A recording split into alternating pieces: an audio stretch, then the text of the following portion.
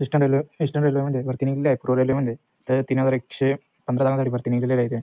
तर यासाठी कोण अप्लाय करू शकता ते बघूयात आपण. तर यामध्ये टोटल 3115 जागा आहेत. तर यामध्ये पोस्ट बघूयात तर पोस्टचं नाव आहे अप्रेंटिस प्रशिक्षणार्थी. त्यामध्ये 3115 जागांसाठी भरती निघाली आहे.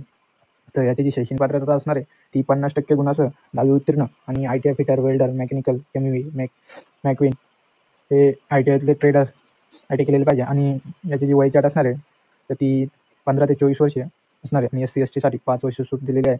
तर OBC साठी 3 वर्ष सूट दिलेली आहे.